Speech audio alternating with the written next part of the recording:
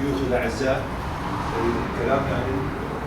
احنا كان عندنا امنيات وفعلا تحققت هذه الامنيات بمشاركه شرائح المجتمع كلها. الجامعه الان امامكم هذه تقرؤونها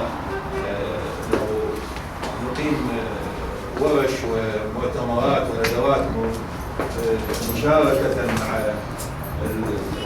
كافه الشرائح، مع كليه التربيه، مع الكليات الاخرى،